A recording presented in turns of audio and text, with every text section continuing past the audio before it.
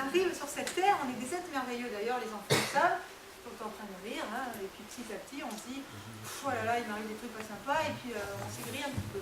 Mais au départ, on est tous merveilleux.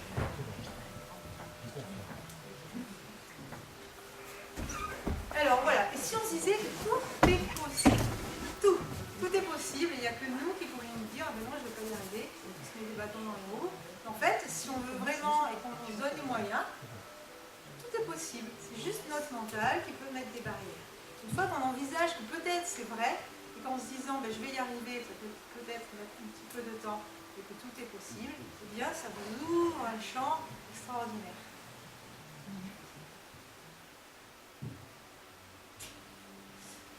Alors, des fois on se dit, ouais, je sais pas, je ne sais pas quoi faire dans ma vie, comment je pourrais être heureux. Il y a dans la vie, il y a des choses qui vont vous aider, des petits clins d'œil, des petits trucs sympas. Et il faut juste savoir que quand ça arrive, tiens, ça me donne la voie. En fait, comment savoir ce qui vous rend heureux dans la vie et quel métier, par exemple, pourrait vous rendre heureux? C'est quand vous faites quelque chose, eh bien, il y a des heures qui passent, et puis quand vous levez la tête, alors, vous vous êtes dit, mais il y a une seconde, et en fait, ça faisait des heures que vous étiez en train de faire quelque chose. Mais déjà, là, ça vous donne un indice. Dans ce secteur, dans cette voie-là, c'est quelque chose qui me fait du bien. Ça peut vous donner une idée, par exemple, de faire une profession ou avoir une passion qui fait que ça va vous faire du bien, ça va vous nourrir. Il faut dans la vie que vous fassiez des choses qui vous font du bien. Le Dalai Lama, il dit que pour être heureux, il faut rire au moins une fois dans la journée. En fait, quand vous faites quelque chose qui vous fait du bien, eh bien vous allez travailler pour vous, ça va vous nourrir. Vous contraindre en permanence, c'est jouer contre vous et jouer contre les autres aussi, parce que si vous n'allez pas bien, eh bien vous ne donnerez pas quelque chose de positif. D'abord, les gens ils vont dire il ne va pas bien, donc je ne vais pas aller vers lui, vous le repousser. Et puis vous ne donnez pas, si votre but c'est d'aider les autres, et que vous d'abord vous ne pensez pas à vous, vous ne pourrez pas aider les autres. Votre meilleur ami, c'est vous. Quelle est la personne qui vous connaît le plus, qui prend soin de vous, qui devrait prendre le plus de soin de vous? C'est vous en priorité. Et ensuite, vous allez pouvoir diffuser. Là aussi, où on pourrait dire, mais dans quelle voie je pourrais m'épanouir? Mais qu'est-ce que vous seriez prêt à payer pour faire? Qu'est-ce que vous pourriez, par exemple, pendant un certain temps, j'ai loué des salles où j'avais très peu de personnes, donc ça me coûtait plus cher que je n'arrivais pas à équilibrer les rentrées d'argent. Et pourtant, je n'ai jamais arrêté de le faire parce que, par exemple, faire des conférences sur le développement personnel, quand je l'ai fait, ça me remplit de joie, je suis fière de moi, c'est ma passion, c'est la chose qui m'anime, et s'il y avait une dernière chose que je voudrais faire à la fin de ma vie, si je pouvais faire ça le dernier jour, ça serait extraordinaire. Mais voilà, le fait de trouver qu'est-ce qui vous rend heureux, et puis vous voulez tellement le faire que vous seriez prêt à payer pour le faire, ça peut vous donner une indication dans quelle direction vous pourriez aller dans votre vie pour vous épanouir et être heureux. Des fois on dit je ne sais pas quoi faire, je ne sais pas où trouver mon chemin, ma route. Ça peut être un indicateur pour vous dire ben, cette direction elle est sympa pour vous. Quand on est un petit peu dans l'incertitude. Voilà, quel est le dernier message que vous voudriez laisser avant de changer d'état et d'aller dans un monde autre, s'il y en a, je suis persuadée que oui, mais avant de changer d'état, quel est le dernier message? Par exemple, il y en a qui disent, eh bien moi je voudrais dire que le monde est merveilleux. Eh bien en fait, aller dans un métier où vous aidez les gens et vous donnez des messages positifs, c'est également trouver ce qui va vous rendre heureux. Parce que c'est quoi le but dans la vie? C'est de trouver ce qui va vous rendre heureux. C'est pas forcément bien d'aller aider les autres. Mais qu'est-ce qui va vous rendre heureux à vous? Voilà. D'abord, vous pensez à vous, et ça peut être un truc, voilà, quelle est la dernière phrase? Dans la phrase, il va y avoir des mots-clés. Ça va vous donner une indication pour trouver comment vous épanouir personnellement. Voilà, qu'est-ce qui vous anime, qu'est-ce qui vous remplit de joie, quand j'y pense, là aussi c'est un indicateur pour trouver qu'est-ce qui va vous aider à être heureux. Alors pourquoi le côté obscur ne gagne pas à la fin? J'ai pris ce modèle parce que lui il a beau galérer, il a une puissance énorme et de toute façon ça ne marche pas, c'est pas lui qui gagne. Parce que d'abord il travaille tout seul. Quand on est tout seul, ben, c'est plus dur. Quand on a des amis ou quand on s'entoure de gens qui vous font du bien, vous avancez. Seul, on va s'affaiblir, se fatiguer, se décourager. au final, on ne va pas avancer ni vite et peut-être qu'on arrêtera en cours de chemin. Donc cherchez des gens avec qui vous avez les mêmes les points communs, avec qui, quand vous discutez, c'est fluide, les mêmes valeurs. Déjà, c'est aller sur le chemin de la réussite. Tout seul, c'est galère. Ensuite, eh bien, en fait, le taux vibratoire de la peur, il est très bas. Et quand vous vous imposez au niveau, en faisant peur aux gens, en étant très autoritaire et en les rabaissant, eh bien, en fait, au niveau, on dit de la réussite, ça ne travaille pas pour vous. Parce que le taux vibratoire il est très très bas et ça ne va pas vous aider à réussir. Donc qu'est-ce qui fait que vous allez réussir? C'est aussi l'amour. On peut expliquer aux gens les choses, ça prend un peu plus de temps, et se faire respecter dans le respect. Voilà pourquoi Darvador ne marche pas, parce qu'il a un taux vibratoire très bas. Ensuite, il n'a aucune tolérance. Pour lui, il n'y a aucune possibilité qu'on fasse des erreurs. Voilà. Le fait d'avoir aucune tolérance, ni pour lui, ni pour les autres, ça empêche que, à la fin, il gagne. Ensuite, il va dans une direction et il voit que ça ne marche pas, mais il continue. En aucun cas, il modifie sa façon de faire. Ça ne marche pas, mais continue, je vais y aller encore plus fort, je vais mettre plus de puissance, je vais m'entourer de plus de personnes autour de moi, et on va rester toujours dans la même direction. C'est-à-dire qu'il fait des erreurs, mais en aucun cas, il a tiré une conclusion de ce qu'il avait mis en place, et il n'a rien modifié. Si on ne modifie pas, on continue à aller dans la même direction. Peu importe la puissance qu'on va mettre, c'est pas en augmentant la puissance, c'est le fait de ne pas changer de direction. En fait, si ça ne marche pas, c'est pas en y mettant encore plus d'énergie que ça va marcher. Si on ne change pas sa façon de faire, ça continuera à ne pas marcher. Et ensuite, ben voilà, il n'a pas appris de ses erreurs, Darvador. Il sait qu'il a fait des grosses bêtises, mais il continue à mettre la pression, à avoir aucune tolérance. Et pourquoi eux, ça a marché en fait? Pourquoi quand on les regarde, on a envie d'être comme eux? Eh bien en fait, ils ont établi une stratégie. La force, voilà, ils l'utilisent pour faire le bien. Vibration haut, ce que vous envoyez comme message, ça revient, vous envoyez du bien, le bien revient vers vous. Donc ça favorise votre réussite. Travailler en groupe, pas forcément grand, un groupe ça peut être 2-3 personnes, mais le fait d'être en groupe, il y a une émulation qui se fait, il y a des idées qui émergent, et du coup ça vous tire vers le haut. Vous pouvez avoir une idée sur quelque chose. Par exemple, j'ai des amis très proches qui me disaient « Moi, j'avais envie de mettre de la musique plus forte quand j'étais dans mes conférences, parce que je me suis dit, ça va porter les gens. » Ils m'ont dit « Oui, mais la musique, on la suit, et du coup, on ne t'écoute plus. » En fait, c'est un travail d'équipe. Ce qu'ils m'ont dit, je me suis dit « Mais oui, c'est vrai, je ne l'aurais peut-être pas pensé toute seule. » Donc, l'équipe va permettre que vous réussissiez à aller mieux dans la direction qui est bonne pour vous. Être enthousiaste, quand on a de l'enthousiasme, eh bien en fait, ça envoie des énergies et de la vibration positive, ça vous porte. C'est comme quand on a un moteur, on accélère un petit peu, ben on va plus vite. Et l'enthousiasme, c'est ce qui fait, c'est votre carburant en fait. Avoir confiance, parce que quand on a confiance, eh bien en fait, vous avez moins peur. Et puis, vous semez des graines comme ça de confiance, et forcément, la confiance va revenir. Plus vous avez confiance en vous, plus ça va vous donner des ailes. Ça peut vous aider également à réussir. Être persévérant. Ce matin, par exemple, je suis venue décorer cette salle, et il pleuvait, j'avais le vent en face, et puis c'était pas facile, je portais mes tableaux, tout s'envolait, mais je me suis dit, je m'en fous, je ne vais pas lâcher cette salle, je vais la décorer, parce que ceux qui vont avoir la gentillesse de venir tout à l'heure, je voudrais qu'ils soient bien. J'ai persévéré, j'ai balancé l'idée que de toute façon il allait faire beau, j'avais confiance, et je n'ai pas lâché, ça a permis de faire une petite salle sympa. Voilà, dans la vie, quand on a des projets, la persévérance, là, ça peut vous aider. Être déterminé, de toute façon, je vais y arriver.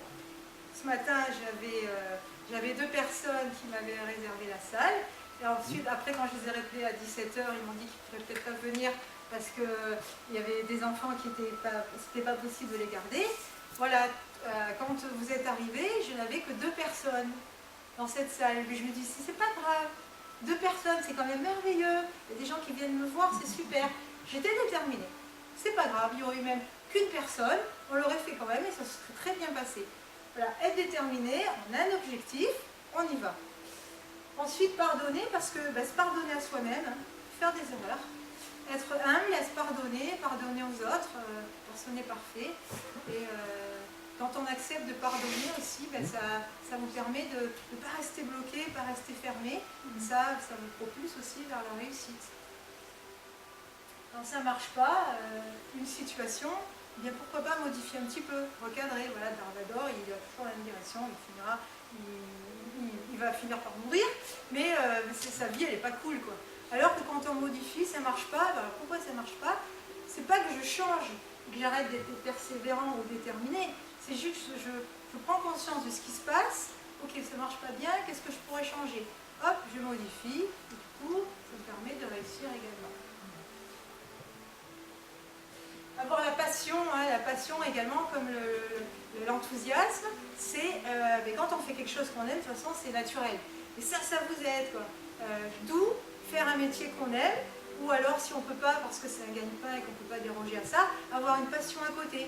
Et puis, ça vous porte, ça vous aide. La passion est un élément essentiel pour être heureux dans la vie. Trouvez ce qui vous passionne. Qu'est-ce qu'on voulait faire quand on était petit? Ça vous donne une indication aussi. Quand on est enfant, on sait de suite ce qui nous convient, ce qui ne nous convient pas. Donc quand on ne sait plus trop, on réfléchit. Qu'est-ce que j'aimais quand j'étais petit? J'aimais pêcher par exemple. C'est-à-dire que c'est bien pour moi. Donc tiens, si je reprenais la pêche, ça va me nourrir, ça va me faire du bien. Toujours dans l'optique, c'est qu'est-ce qui va vous rendre heureux, qu'est-ce qui va apporter du bien-être. Se développer personnellement, ce n'est pas que dans la carrière, c'est aussi s'ouvrir à la vie, à être bien. Donc les rêves d'enfant, tiens là ça va me donner un petit indicateur. Quels sont vos talents, quelles sont vos forces? On en a tous. Il y en a qui sont forts en dessin, il y en a qui sont forts pour parler.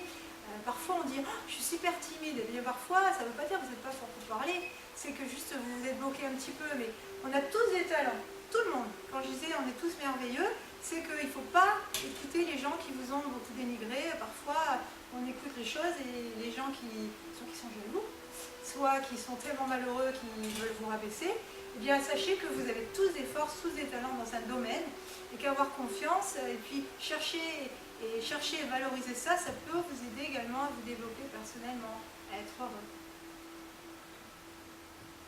Avoir une stratégie, mettre des choses en place, aller à une conférence parce que ça va apporter des clés, participer à des ateliers, voilà, ça ne va pas venir tout seul, quoi. Les choses ne vont pas venir à votre porte, toquer, et puis il va falloir que vous vous impliquiez un petit peu quand même. Dire voilà, mes talents, j'aime bien ça, quand j'étais petit, j'aimais bien faire ça, qu'est-ce que je vais mettre en place? La volonté de l'homme, c'est ça, c'est le feng shui prendre un tiers, et la force de l'homme et l'énergie de l'homme, c'est les actions qu'on va mettre en place. On a quand même un impact sur notre vie. La stratégie, ça se calcule, ça se réfléchit, voilà. Mais ça fait partie des choses qui vont vous aider à réussir. La clarté des valeurs, qu'est-ce qui vous porte en fait? Est-ce que vous aimez les gens? Est-ce que vous voulez... Voilà. Savoir quelles sont les valeurs qui vous portent. Par exemple, moi, c'est aider les gens. Je sais qu'à chaque fois que je ferai quelque chose qui va aider les gens, ça va me nourrir, je vais être heureuse. Si par exemple, je vais critiquer un tel, ou je vais être désagréable avec quelqu'un, où on tend la main et je ferme la porte, forcément je vais être malheureuse. Comment je le sens, mais en fait, j'ai clarifié mes valeurs. Qu'est-ce qui est important pour moi? Si je vais contre, c'est facile, je vais être malheureuse. Si je vais pour, si je vais dans ce sens-là, je vais me développer parce que ça va me faire du bien. Donc trouvez vos valeurs, on n'a pas tous les mêmes. Il y en a, c'est aider les gens, d'autres c'est aider la nature, d'autres c'est diffuser des messages, les autres c'est faire la cuisine et nourrir sa famille, et d'autres c'est élever ses enfants. Quelles sont les valeurs pour vous qui sont importantes, de manière à trouver ce qui va vous nourrir et être bien. Alors, les tableaux qui aident, en fait, ce sont des tableaux de visualisation. Voilà, il y en a là. En fait, ce sont des petits trucs quand on a un petit peu de mal à se dire qu'est-ce qui est bien pour moi ou qu'est-ce que je voudrais. On se fait des tableaux qu'on regarde régulièrement. Par exemple, moi je m'étais mis, je veux tel objectif, c'est une stratégie en fait, un tableau de visualisation. Ça, ce sont les miens personnels, c'est-à-dire que ça, maintenant je le fais plus parce que j'en ai plus besoin, c'est dans ma tête. Mais pendant un an, eh bien, tous les jours, 2 fois par jour, je regardais ça. Et je me disais, on regarde et on fait comme si on l'avait. C'est-à-dire que vous envoyez une vibration pour votre futur. La physique quantique dit que le futur, c'est une ligne droite et que vous envoyez des choses. Et ce que vous envoyez, ça va pousser, vous allez récolter, une fois que vous aurez avancé, vous allez récolter les fruits. Donc j'envoie une vibration. Quand ma vie sera réussie, je serai dans la sérénité, je serai zen. Ça, c'était mes conférences. Il faut savoir qu'il y a un an, j'étais encore très timide et je parlais devant la foule. Je ne pouvais pas, j'étais bloquée. Donc j'ai fait des formations, stratégies, et puis j'ai mis des photos régulièrement en me voyant souriante et détendue. Après, je m'étais dit, j'aimerais bien écrire un livre pour donner des messages favorables. Et alors, pendant un an, j'ai écrit un livre, et puis je l'ai sorti. Alors, j'en ai vendu 10, c'est pas grave, peut-être que dans un jour, quand je serai morte, ils seront très... Mais j'ai réussi à faire ce défi, c'était pour moi, en fait. Ensuite, je voulais une grande maison avec une... Enfin, une grande maison. Je veux une extension à notre maison avec une piscine. Je ne l'ai pas encore, mais je sais que à chaque fois que j'imagine cette maison, eh bien, je me vois en train d'être baignée dans la piscine. Ça me fait plaisir, j'y vis, je le vis en fait. J'envoie cette énergie, c'est déjà arrivé. Et du coup, ça va arriver. Parce que pour vous, c'est déjà réalisé. Et on dit en bien-être, il y a plein de formateurs qui disent qu'on est en train de créer. Ce qui va nous arriver, c'est en le pensant. On fait comme si on l'avait déjà. Par exemple, on veut une belle voiture, et bien vous vous imaginez dans cette voiture, en train de conduire, vous passez les vitesses, vous roulez, si vous avez un toit ouvrant, vous avez des cheveux avec un peu de vent. Voilà, vous ressentez du bien-être de ce qui est en train, de ce que vous voulez. Et ça va envoyer à l'univers qui est infini et qui veut vraiment notre bien-être, des messages comme quoi, ok, ça me fait du bien. Comme l'univers, il veut que votre bien-être, hein, on dit qu'il conspire pour votre bien-être, et là, vous avez ce message pour vous faire plaisir. Voilà, tout ça, ça peut être, chacun se fait son petit tableau et regarder régulièrement, ça peut vous aider. Et ensuite, des personnes qui vous inspirent. Voilà, Tony Robbins, c'est quelqu'un que j'adore parce qu'il aide les autres, il a un charisme, il est convaincant et c'est toujours dans la gentillesse et dans l'amour des autres.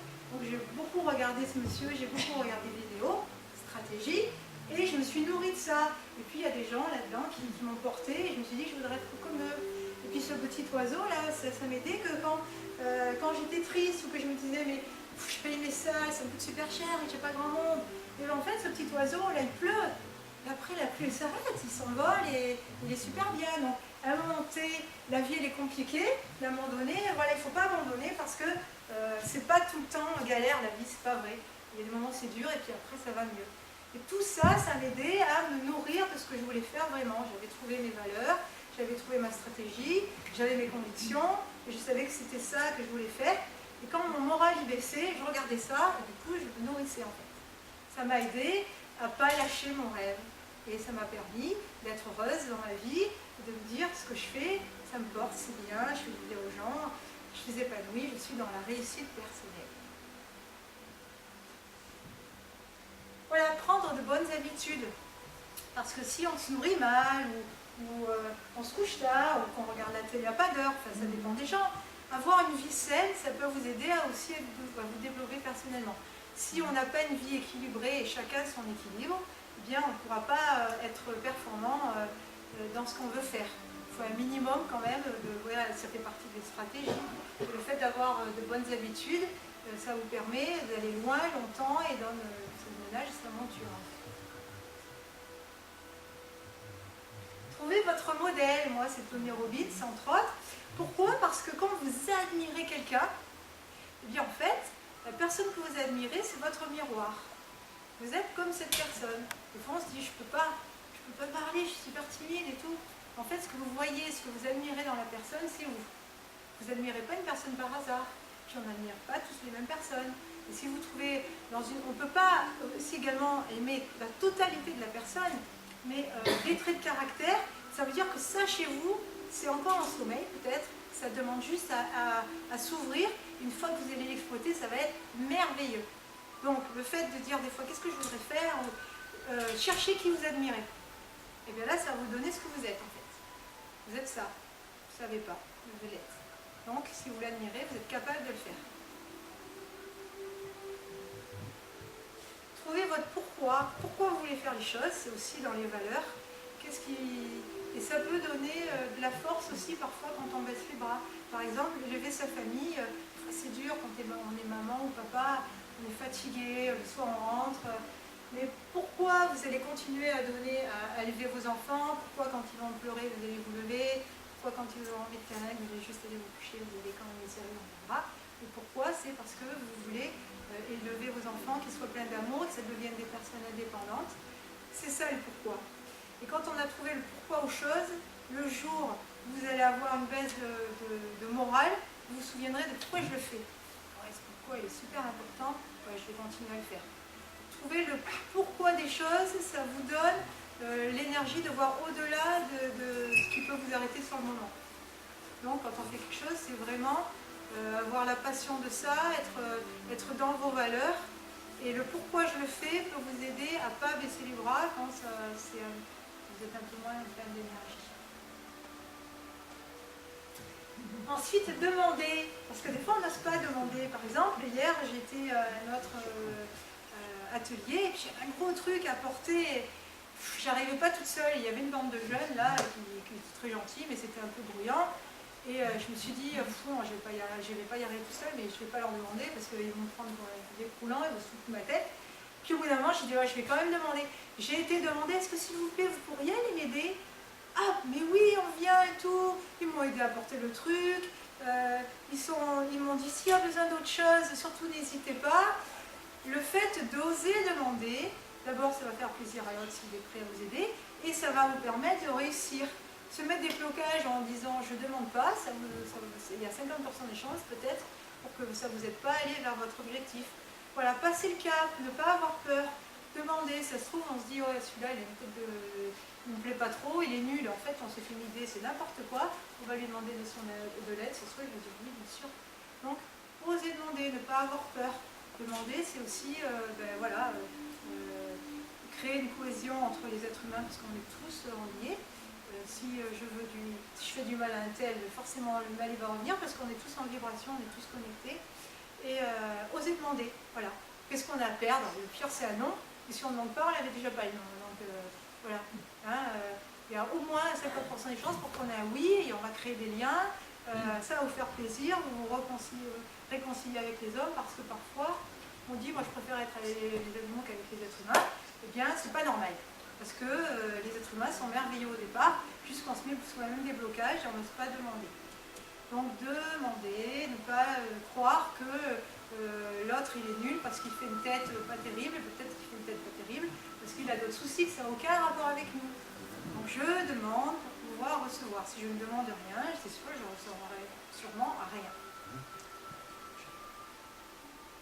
Être convaincu, oui forcément, de toute façon ça va bien aller.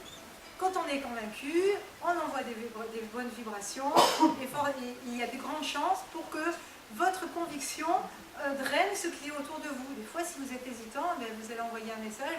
Par exemple, je serais venue là, excusez-moi d'être là, pardon, je ne parle pas très bien, je suis très timide. Déjà, ça vous aurait mis mal à l'aise. Mais non, je suis arrivée, j'étais convaincue. Hier, j'étais à une conférence. Quand je suis arrivée à la conférence, les premières minutes, je tremblais. Mais je me suis dit, c'est pas grave, je suis convaincue. Je ne vais pas montrer et en même temps, je suis convaincue que ça va bien passer parce que ceux qui sont là, ils veulent que mon bien et puis ils veulent des infos aussi. Puis ça se trouve, ils n'en ont rien à foutre de moi. C'est juste qu'ils veulent de l'information. Donc pourquoi avoir peur? Ils veulent apprendre quelque chose, je suis là pour leur apprendre, super. J'étais convaincue que ça allait bien se passer et ça s'est bien passé. Donc c'est aussi un élément de stratégie pour que la conviction fait que ça va, vous allez mettre des éléments en votre faveur. Ensuite, passer d'inconscient à incompétent à compétent et conscient. Ça, c'est par la stratégie et les formations. Au départ, on ne sait pas, et puis on ne sait pas qu'on ne sait pas. C'est-à-dire qu'on est inconscient, on ne sait pas, et on peut être très heureux comme ça. Si ça ne nous dérange pas, c'est pas grave. Après, on commence à s'instruire, et puis on devient incompétent, mais conscient. On sait en fait, on ne savait jamais rien, mais là, on a une conscience du fait qu'on manque de connaissances. Eh bien, on a gravi un échelon supplémentaire. Ça, c'est grâce à l'instruction, à la connaissance, aux formations.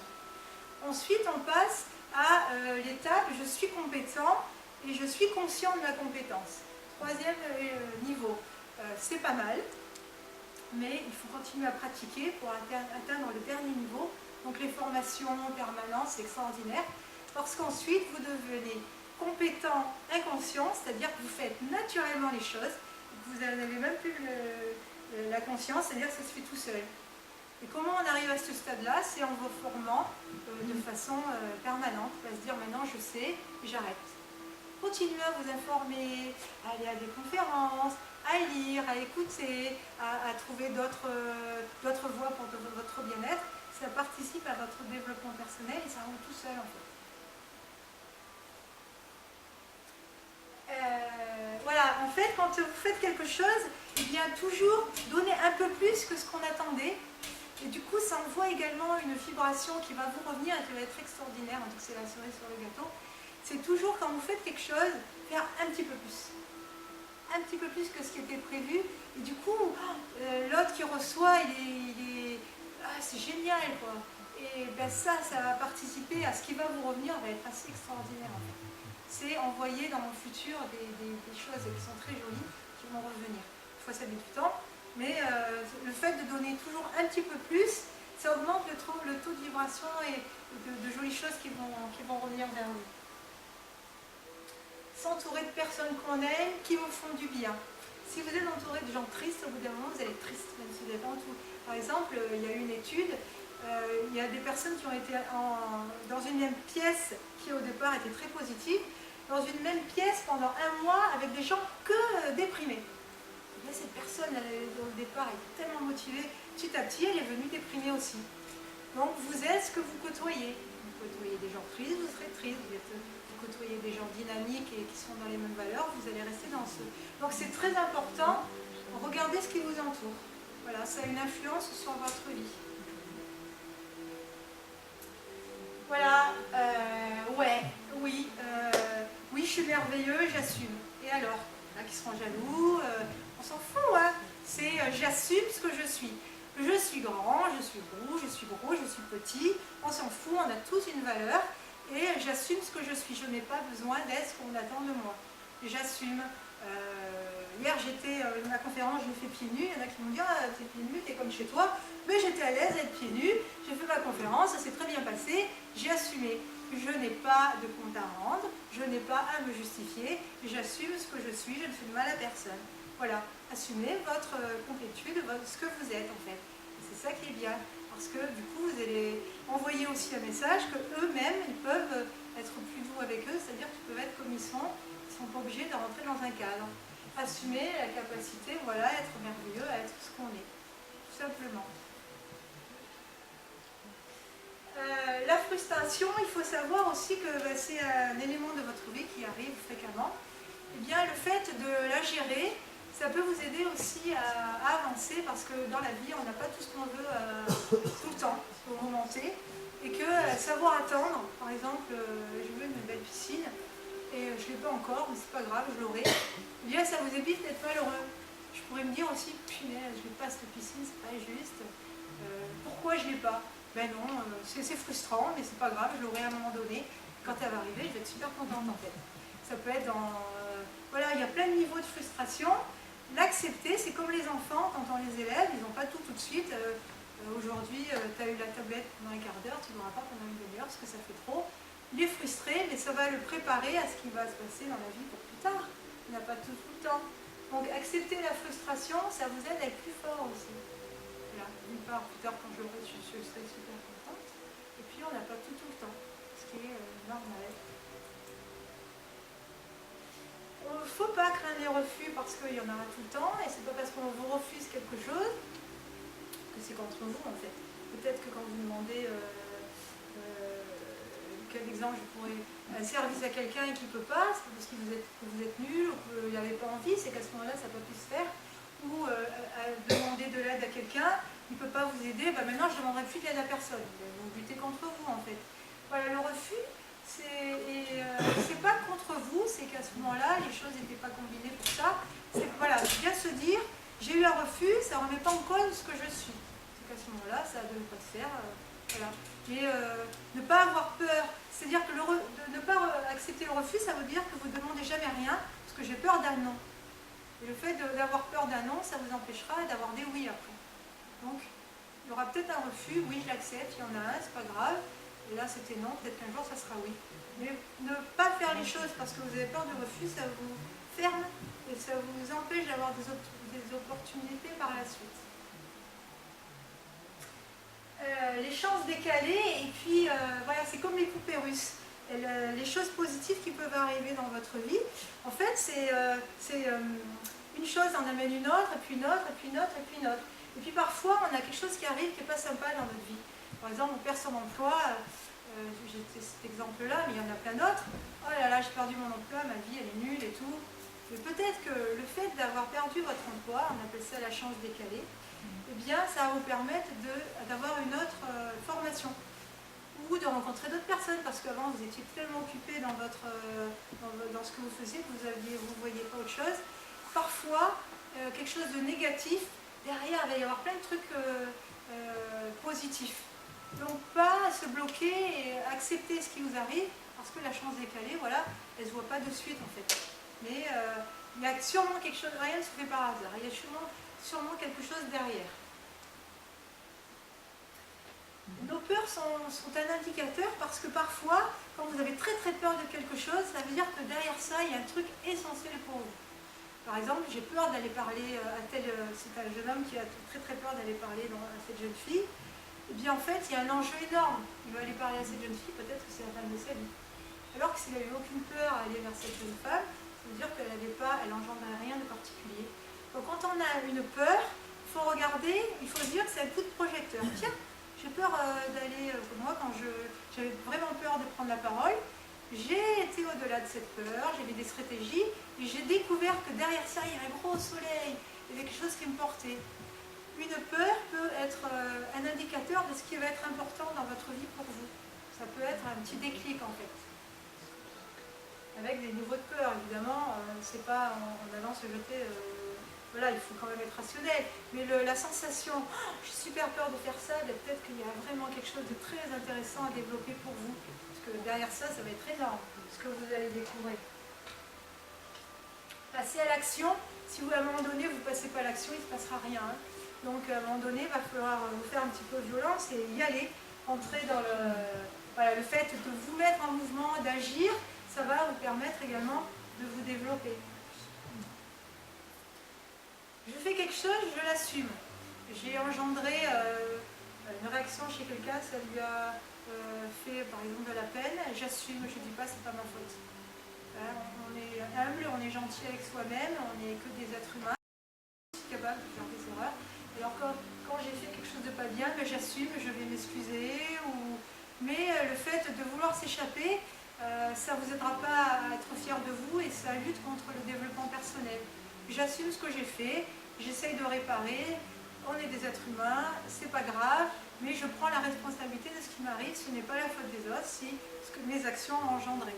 Le fait d'assumer, voilà, c'est aussi, ça fait partie de la réussite personnelle et de la confiance en soi, parce que vous vous rendez compte qu'il ne faut pas être trop dur avec vous-même et tout est réparable. J'assume, je vais m'excuser ou je répare. Et puis, alors ça c'est chez les bouddhistes, les taoïstes, alors le taoïsme je connais moins, mais ils disent qu'il faut être aligné. Aligné entre ce que vous dites, ce que vous pensez et ce que vous faites. Et si vous respectez cet axe, vous serez heureux. Si je fais un truc que je ne pense pas, vous n'êtes pas en cohésion avec vous-même, et ça fait que des fois vous êtes triste, vous êtes vide. Je ne sais pas pourquoi je suis malheureux, j'ai tout ce qu'il faut, j'ai les finances, j'ai tout, mais je ne suis pas bien. En fait, voilà. Essayez de voir quand vos actes sont en alignement avec ce que vous pensez et puis ce que vous dites également. Voilà, le fait de vous réaligner, ça vous aide à être bien. Et également, le non-jugement. Je ne juge pas les autres, je ne me juge pas moi-même, j'ai le droit à faire des erreurs, mais je ne juge pas les autres. Ils sont comme ils sont, ils ont sûrement une raison pour être dans ce cas de figure. Le fait de ne pas juger, ça évitera que vous ayez des retours. Il y a toujours un retour dans la vie, c'est des cycles. Vous critiquez quelqu'un, ça va revenir, il y a du néfaste qui va arriver d'une façon ou d'une autre. Donc on dit chez les bouddhistes qu'il y a trois niveaux pour être heureux. Le non-jugement, l'acceptation et le non-attachement.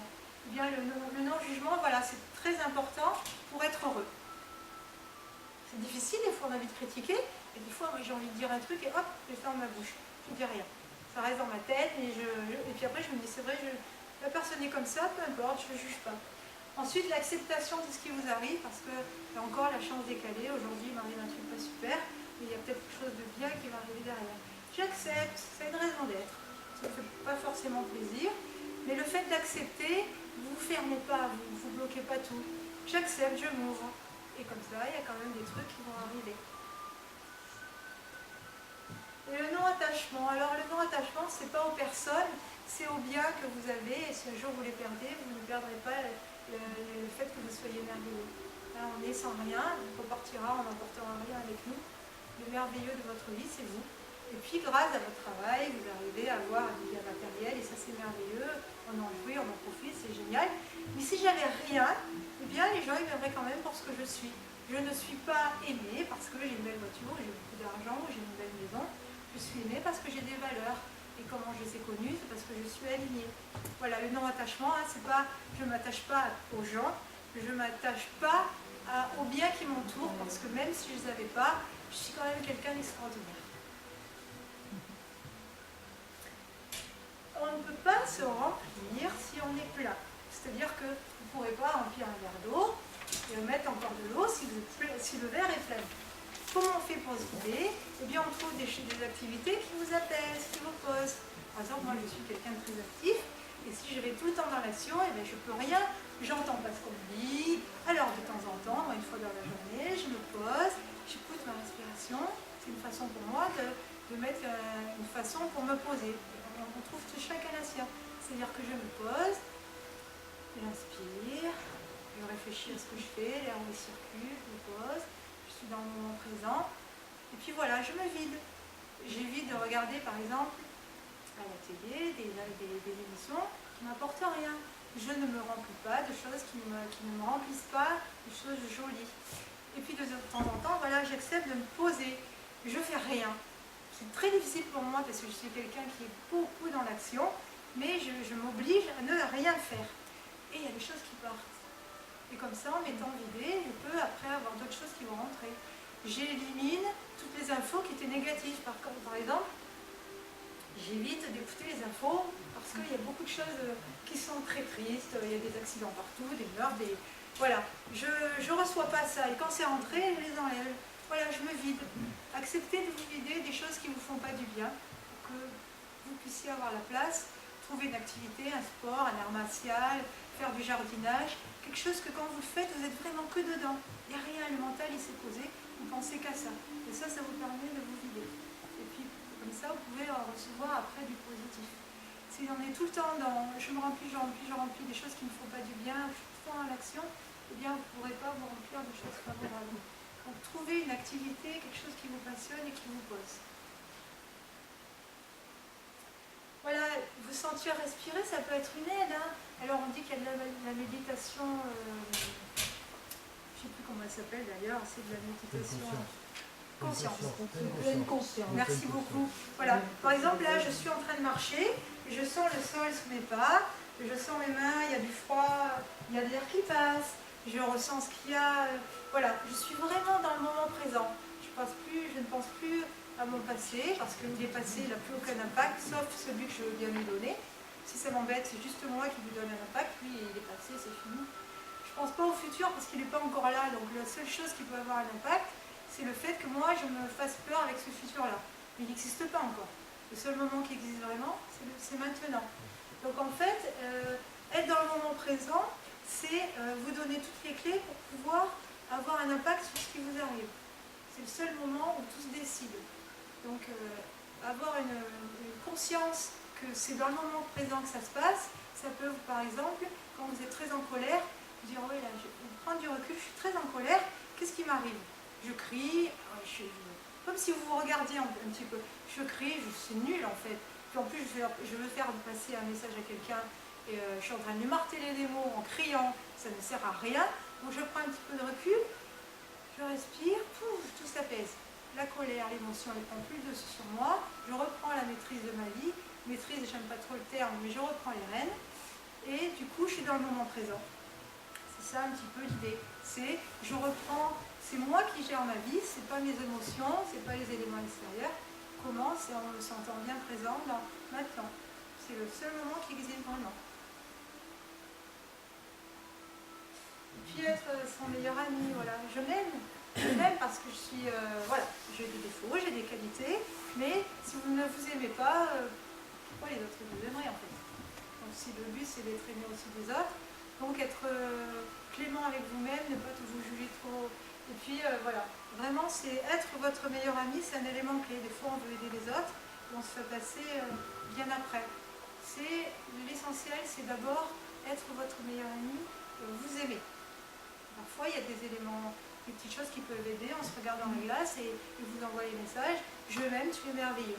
Moi-même je l'ai fait pendant un mois, j'ai suivi une formation et c'était un des trucs à faire. J'allais dans la glace, je m'aime et je suis merveilleux, tu es merveilleuse Sylvie, voilà, tu es super. Et bien j'envoyais un message tous les jours, mon inconscient il recevait ce message et ça m'a aidé à avoir confiance en moi aussi. Ça peut être des petites clés. Chacun on va trouver un truc qui va vous parler. Ensuite, la télécommande, elle est très importante, c'est parce que dans la vie, quand ça prend trop fort, pouf, je fais pause. À la télé. C'est comme à la télé, je l'éteins. Pouf, tout se calme. Voilà, faire une pause dans votre vie, arrêtez de subir les choses qui s'accélèrent, accepter de dire maintenant, stop. Voilà, aujourd'hui, là maintenant, là, ça me saoule, j'arrête, je me pose. Mais ça va vous aider aussi à reprendre les rênes de votre vie. Voilà, dire là c'est trop, là cette situation, vous êtes avec des collègues ou un patron qui vous saoule, je saoule parce que des fois c'est un peu compliqué dans le travail,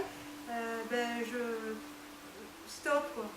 Le niveau il a été trop haut, il n'y a pas de raison que je subisse ça, donc je mets une pause. Ça peut être à la maison.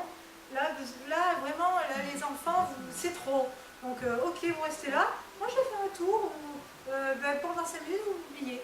Il n'y a pas de mal à ça, quoi. C'est accepter de dire j'ai le droit de faire une pause dans ma vie parce que il n'y a pas de raison que je subisse les choses, en fait. Se recentrer, voilà, trouver qu'est-ce qui vous fait du bien. Apprendre à se connaître.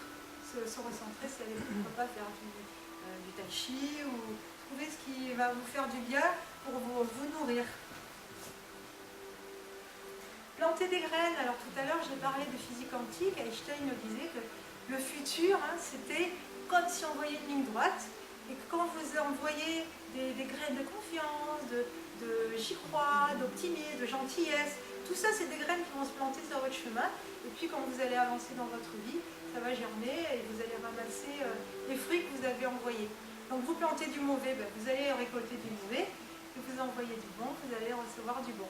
Planter des graines, c'est un peu ça l'idée. Si on veut vous laisse visualiser, j'envoie des bonnes actions parce que je vais récolter ce que je sais. Et puis voilà, merci beaucoup d'être venu. J'espère que je vous ai un petit peu donné des clés. En tout cas, moi d'avoir partagé ça avec vous, ça m'a fait beaucoup de bien.